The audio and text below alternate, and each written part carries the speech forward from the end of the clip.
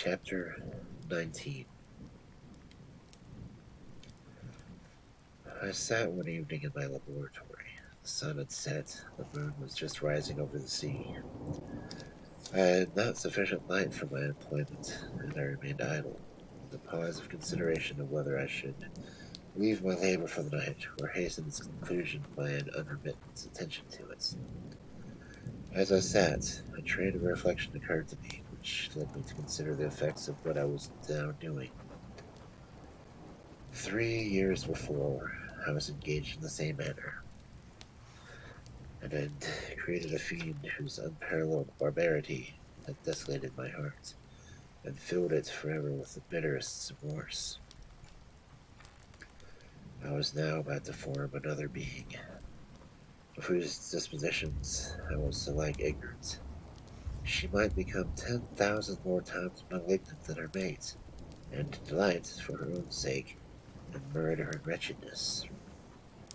He had sworn to quit the neighborhood of man and hide himself in the deserts, but she had not, and she, who in all probability was to become a thinking and reasonable animal, might refuse to comply with the compact made before her creation. They might even hate each other. The creature who already lived and loathed his own deformity might not conceive a greater abhorrence for it when it came before his eyes in the female form. She also might turn with disgust from him to the superior beauty of man. She might quit him, and he be again alone, exasperated from the fresh provocation of being deserted by one of his own species. Even if they were to leave Europe and inhabit the deserts of a new world, yet one of the first results of those sympathies for which the demon thirsted would be children, and a race of devils would be propagated upon earth. Might make the very existence of species of man a condition precarious and full of terror. Had I right, for my own benefit, to inflict this curse upon everlasting generations? I had been moved by sophisms of a being I created. I had been struck senseless by his fiendish threats. But now, for the first time, the wickedness of my promise burst upon me. I shuddered to think that future ages might curse me as their pest, whose selfishness had not hesitated to buy his own peace, the price perhaps of the existence of the whole human race. I trembled, my heart failed within me, when, on looking up, I saw, by the light of the moon, the demon at the casement. A ghastly grin wrinkled his lips as he gazed on me, where I sat fulfilling the task which he had allotted of me. Yes, he had followed me in my travels. He had loitered in forests, hid himself in caves, or taken refuge in wide desert heaths, and now he came to mark my progress and claim the fulfillment of my promise. As I looked on him, his countenance expressed the utmost extent of malice and treachery. I thought, with a sensation of madness, on my promise of creating another like him, and, trembling with passion, tore to pieces the thing on which I was engaged. The wretch saw me destroy the creature on whose future existence he depended on for happiness, and with a howl of devilish despair and revenge withdrew. I left the room, and locking the door, made a solemn vow in my own heart never to resume my labors, and then, with trembling steps, I sought my own apartment. I was alone. None were near me to dissipate the gloom and relieve me from the sickening oppression of the most terrible reveries. Several hours passed. I remained near my window, gazing on the sea. It was almost motionless, for the winds were hushed, and nature reposed under the eye of the quiet moon. A few fishing vessels alone specked the water, and now and then the gentle breezes wafted the sound of voices as fishermen called to one another.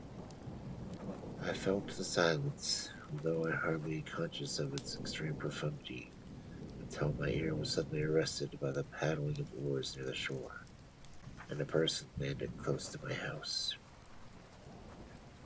In a few moments after, I heard the creaking of my door, for if someone endeavored to open it softly, I trembled from head to foot.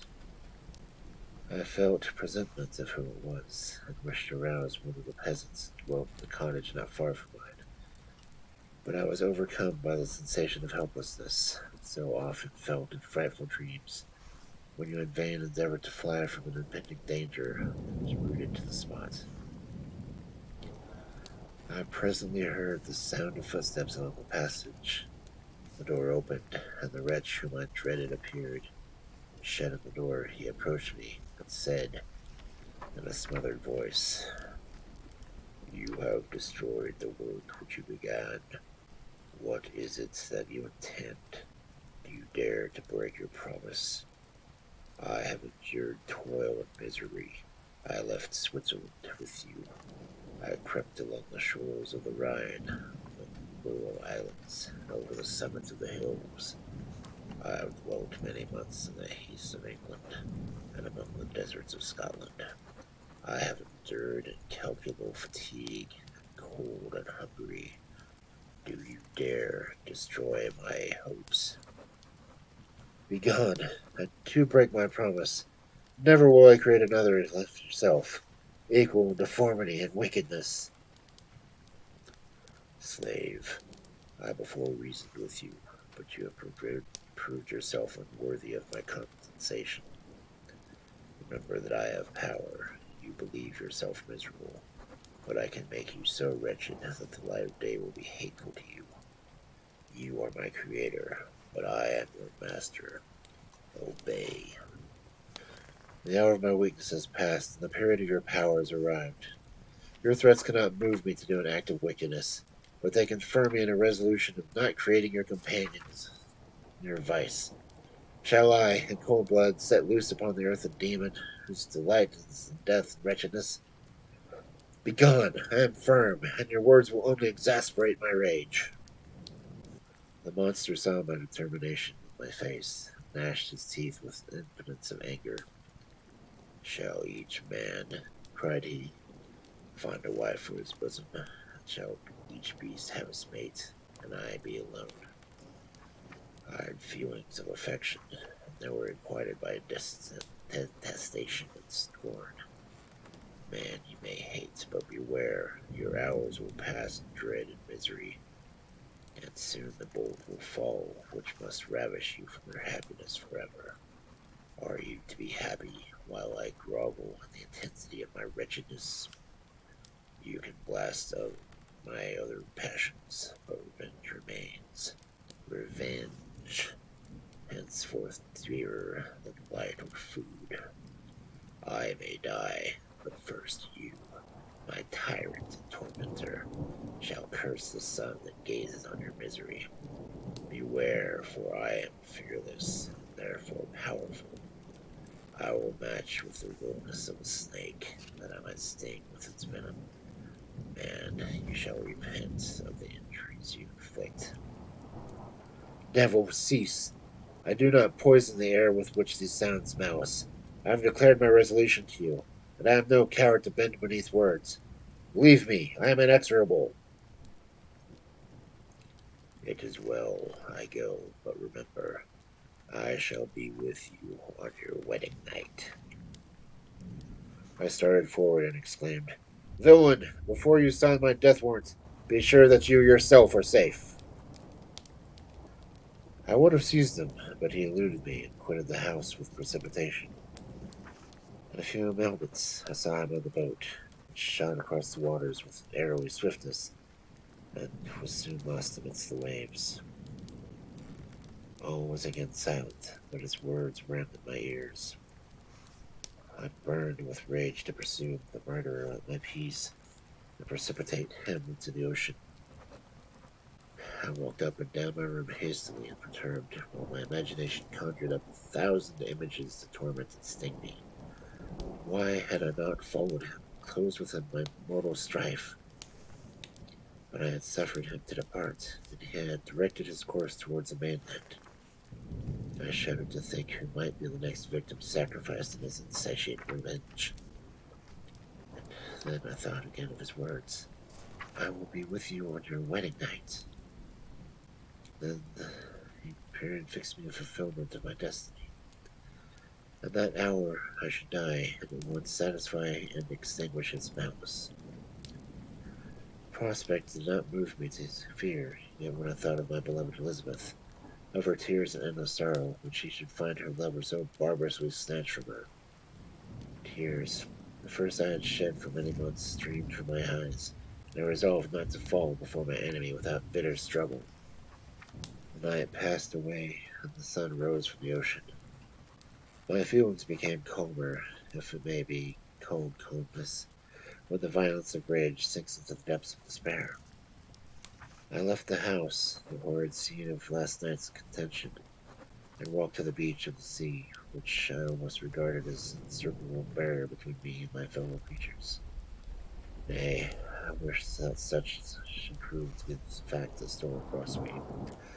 I desire that I may pass my life on that barren rock, rarely as it is true, but uninterrupted by any sudden shock of misery. If I returned, it was to be sacrificed, to see those whom I loved die under the grasp of the demon whom I had myself created. I walked about the aisle like a restless spectre, separated from all I loved, and miserable with the separation. When it became noon and the sun rose higher, I lay down on the grass and was overpowered by a deep sleep. I had been awake the whole of the preceding night. My nerves were agitated, and my eyes inflamed by watching and misery. Sleep into which I now sunk refreshed me, and when I awoke I again felt as if I belonged to the race of human beings like myself, and I began to reflect upon what had passed with a greater composure. Yet still the words of the fiend rang in my ears like death knell. They appeared like a dream, yet distinct and oppressive in reality.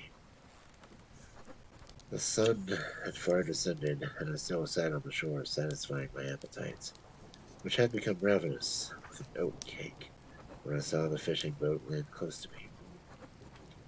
One of the men brought me a packet. It contained letters from Geneva, and one from Clairville, entreating me to join him. It said that nearly a year had elapsed since we had quitted Switzerland. France was yet unfinished. He entreated me, therefore, to leave my solitary isle and meet him at Perth. In a week from that time, we might arrange a plan for our future proceedings. This letter in a degree recalled me to life, and I determined to quit my island at the expiration of 2 days. Yet, before I departed, there was a task to perform, on which I shuddered to reflect. I must pack my chemical instrumentation, and for the purpose of which I must enter the room which had been the scene of my odious work. I must handle those utensils, the sight of which was sickening to me. The next morning at daybreak, I summoned sufficient courage and unlocked the door to my laboratory. The remains of the half-finished creature whom I destroyed lay scattered on the floor, and I felt almost as if I had mangled the living flesh of a human being. I paused to collect myself, and then entered the chamber. With trembling hand, I conveyed the instruments out of my room, but I reflected that I ought not leave the relics of my work to excite the horror and suspicion of the peasants, and I accordingly put them into a basket with a great quantity of stones, and laying them up, determined to throw them back into the sea that very night. In the meantime, I sat upon the beach, employed by cleaning and arranging my chemical apparatus. Nothing can be more complete than the alteration that had been placed in the feelings since the night of the appearance of that demon. I had before regarded my promise with gloomy despair, as a thing that, with whichever consequences, must be fulfilled. But now I felt as if a film had been taken from before my eyes, that I, for the first time, saw clearly. The idea of renewing my labors did not, for one instant, occur to me. The threat I had heard weighed on my thoughts, but I did not reflect on the voluntary act of mine to have heard it. I had resolved in my own mind that to create another like the fiend which I had made first would be an act of the barest and most atrocious selfishness, and I banished from my mind every thought that could lead to a different conclusion. Between 2 and 3 in the morning, the moon rose, and I then, putting my basket in the little skiff, sailed out about 4 miles from the shore. The scene was perfectly solitary. A few boats were returning towards land, but I sailed away from them. I felt as if I were about to commit a dreadful crime and avoided the shuddering anxiety any encounter with my fellow creatures. At one time, the moon, which had been clear before, suddenly overspread into a thick cloud. I took advantage of the moment of darkness and cast my basket into the sea, and listened to the gurgling sound as it sunk, then sailed away from the spot. The sky became clouded, the air was pure, although chilled by the northeast breeze that was then rising. But it refreshed me and filled me with agreeable sensations, and I resolved to prolong my stay on the water, and fixing the rudder in a direct position, stretched myself on the bottom of the boat. Clouds hid the moon, everything was obscure, and I only heard the sound of the boat as its keel cut through the waves. The murmur lulled me, and in a short time I slept soundly. I do not know how long I remained in this situation, but when I awoke I found the sun had already mounted considerably. The wind was high, and the waves continually threatened the safety of my little skiff. I found that the wind was northeast, and must have driven me far from the coast from which I had embarked. I endeavored to change my course, but quickly found that if I began to make the attempt, the boat would instantly be filled with water. Thus situated, my only resource was to drive before the wind. I confess that I felt a few sensations of terror. I had no compass with me, and was so little acquainted with the geography of this part of the world that the sun was of little benefit to me. I might be driven into the wide Atlantic, feel all the tortures of starvation, or I might be swallowed up in the immeasurable waters that roared and buffeted around me. I had already been out many hours, and felt the torment of the burning thirst, a prelude to my own other sufferings. I looked on the heavens, which were covered by clouds that flew before the wind only to be replaced by others. I looked upon the sea as if it were my grave. "Fiend!" I exclaimed, "your task is already fulfilled." I thought of Elizabeth, my father, and Clerval, and sunk into a reverie, so despairing and frightful that even now, when the scene is on the point of closing before me forever, I shudder to reflect on it. Some hours passed thus, but by degrees the sun declined towards the horizon. The wind died away into a gentle breeze, and the sea became free of breakers. But these gave place to a heavy swell, and I felt sick and hardly able to hold the rudder, when I suddenly saw a line of high land towards the south. Almost spent as I was by fatigue, and the dreadful suspense I endured for several hours, the suddenly certainty of life rushed like a flood of warm joy to my heart, and tears gushed from my eyes. How immutable are our feelings! How strange it is that clinging love to the life we have with excess of misery! I constructed another sail with part of my dress, and eagerly steered my course towards land. It had a wild and rocky appearance, but as I approached near, I easily perceived the traces of civilization. I saw vessels near the shore, and found myself suddenly transported back to a neighborhood of civilized man. I eagerly traced the windings of land, and hailed a steeple which I, at length, saw issuing from behind a small promontory. As I was in a state of extreme debility, I resolved to sail directly towards the town as a place where I could most easily procure nourishment. Fortunately, I had money with me. As I turned the promontory, I perceived a small, neat town and good harbor, which I entered, my heart bounding with joy at my unexpected escape. As I was occupied in fixing the boat and arranging the sail, several people crowded towards the spot, and seemed very surprised by my appearance. but instead of offering me any assistance, whispered together with gestures that at any other time might have produced me a slight sensation of alarm. As it was, I merely remarked that they spoke English, and I therefore addressed them in the language. My good friend, said I, will you be so kind as to tell me the name of this town, and inform me of where I am? You will know soon enough, replied a man with a gruff voice. Maybe you are come to a place that will not prove much to your taste, but you will not be consulted as your quarters, I promise you. I was exceedingly surprised on receiving so rude an answer from a stranger, and I was disconcerted on perceiving the frowning and angry countenances of his companions. Why do you answer me so roughly? I replied.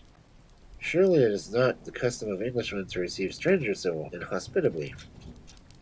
I do not know, said the man, what the custom is of English might be, but it is the custom of the Irish to hate villains. While the strange dialogue continued, I perceived the crowd rapidly increase. Their faces expressed a mixture of curiosity and anger, which annoyed and in some degree alarmed me.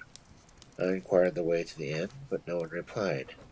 Then I moved forward, and a murmuring rose from the crowd as they followed and surrounded me, when an ill-looking man approached, tapping me on the shoulder, and said, Come, sir, you must follow me to Mr. Kirwin's, to give account of yourself. Who is Mr. Kirwin? Why am I to give account of myself? Is this not a free country? Aye, sir, free enough for honest folks. But Mr. Kirwin is a magistrate, and you are to give account of the death of a gentleman who was found murdered here last night. This answer startled me, but I presently recovered myself. I was innocent. That could easily be proved. Accordingly, I followed my conductor in silence, and was led to one of the best houses in town. I was ready to sink from fatigue and hunger, but being surrounded by a crowd, I thought it politic to rouse all my strength, that no physical debility might be construed as apprehension or conscience of guilt. Little did I then expect my calamity that was a few moments to overwhelm me.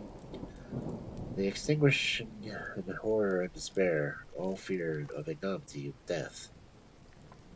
I must pause here, for it requires all my fortitude to recall memory of the frightful events which I am about to relate, proper details to my recollection.